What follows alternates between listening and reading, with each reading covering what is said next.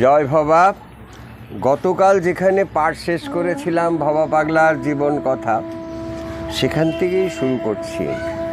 ভবা পাগলা ছোট্ট বালক ভবেন, সেই শ্মশানে যাওয়াই যেন তার একটা মূল কর্ম, যেন নেশা হয়ে উঠল।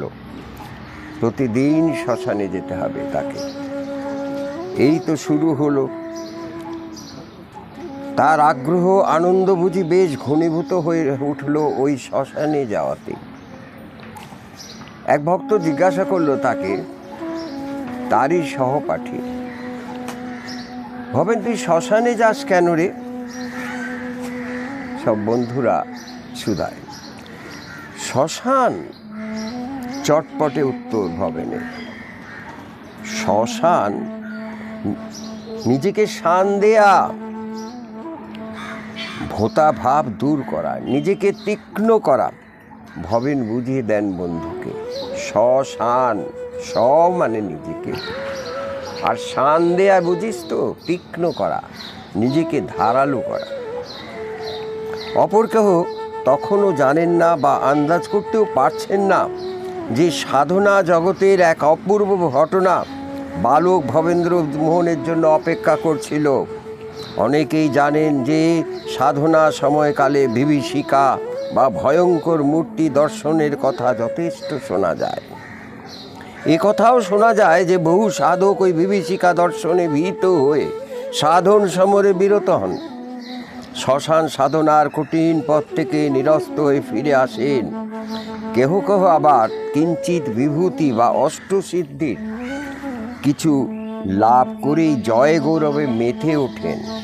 তখন সংসারবাসী নিজেকে মহাশক্তিধর রূপে নিজেকে সংসারবাসীর সামনে দাঁড় করিয়ে আত্মপ্রসাদ লাভ করে।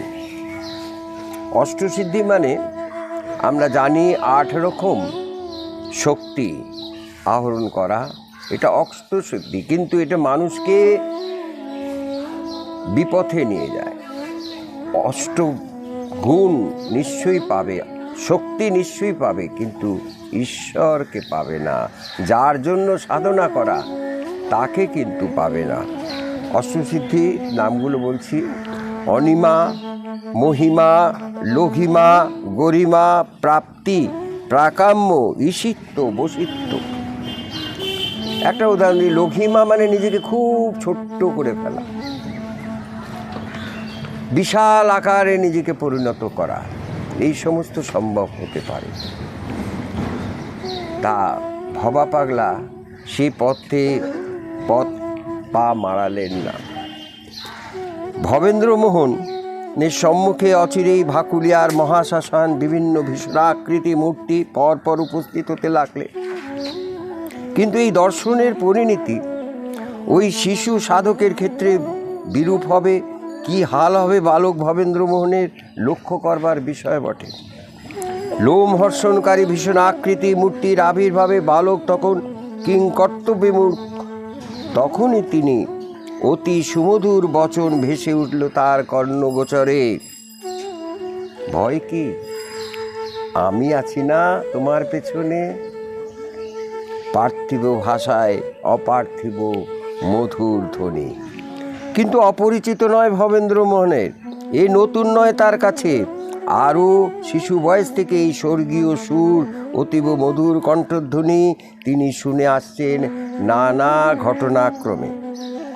ওই নদীকূলে নির্জন শ্মশান ভূমে ভয়ঙ্কর মূর্তিতেও সেই কোমল কণ্ঠে অভয়ার অভয়বাণী যখন শুনতে পেলেন বালক ভবেন, আর ভয় কি তার? তাই পরদিন থেকে প্রস্তুত হয়ে চললেন তিনি শ্মশানের উদ্দেশ্যে। একদিন খাতা আর ড্রয়িংয়ের পেন্সিল নিয়ে উপবেশন করলেন গিয়ে সেই সাধন ভূমিতে। উদ্দেশ্য, পুনর্বার যদি ওই সকল মূর্তি তিনি দেখতে পান, তিনি তখনই দ্রুত হস্তে এঁকে নেবেন তাদের মূর্তিগুলি খাতার পাতায়। তার নতুন অভিজ্ঞতা, নিদর্শন, দর্শনের ইতিহাস সে অঙ্কিত থাকুক কাগজের বুকে, এই বাসনাই জাগলো তার। তা আজ এই পর্যন্তই থাক। আবার আগামীকাল কি আঁকলেন, কি দেখলেন, বেশি বিবরণ দেব।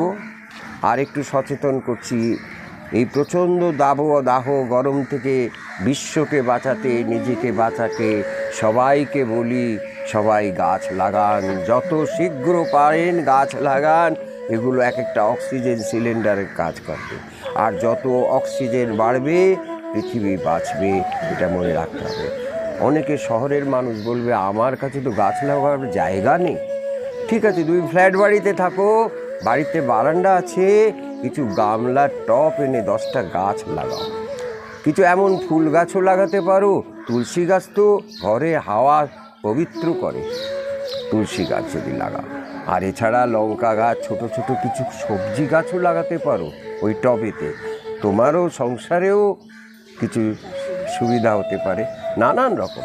তা গাছ লাগাও, সবাইকে বিনীত অনুরোধ। এই প্রতিটি এপিসোডে আমি একটু স্মরণ করছি, আগামী দিনে বর্ষা আসছে, বর্ষায় যেন ভুলে না যায় ঠান্ডা পড়ে গেছে আর দরকার নেই, না এমনটি নয়। জয় বাবা, আজকে এই পর্যন্ত।